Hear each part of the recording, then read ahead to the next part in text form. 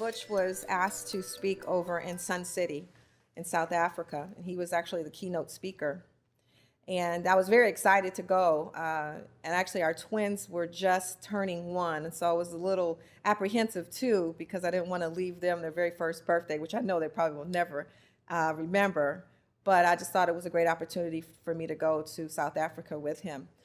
So we got there and we stayed in a very nice hotel in Sun City. And when we arrived, everybody knew he was coming because he was a keynote speaker, and they were very accommodating and, just, they're very proud as Africans to have an African American coming over that was, high caliber speaking about surgery. So anyway, we get to our rooms and we had to go to dinner.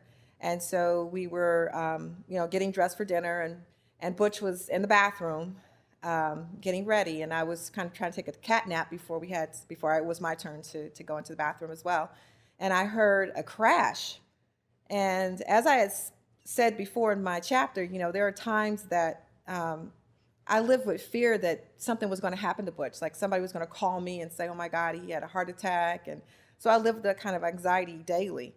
So when this happened, I thought, oh my goodness, is this it? I've always had this kind of thing in me that something's going to happen.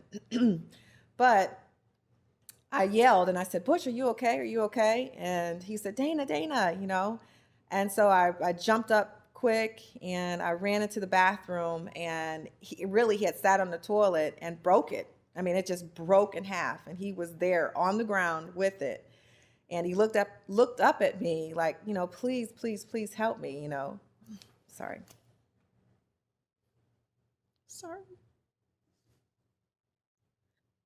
I'm sorry.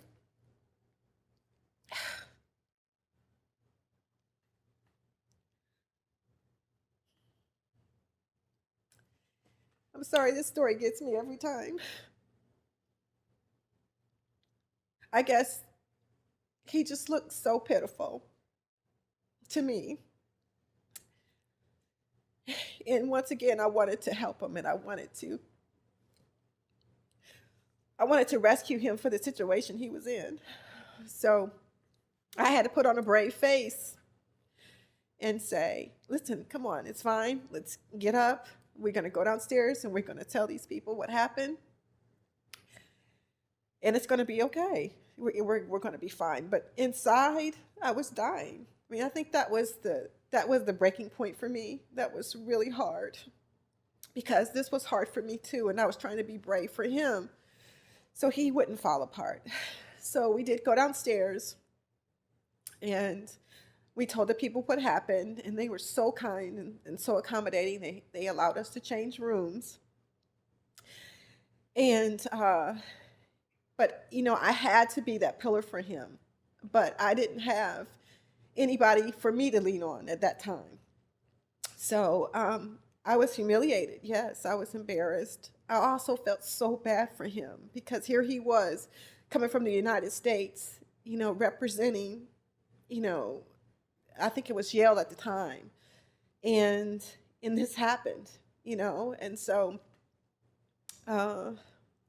it's that kind of pain that the supporters or spouses or family members go through that is not communicated.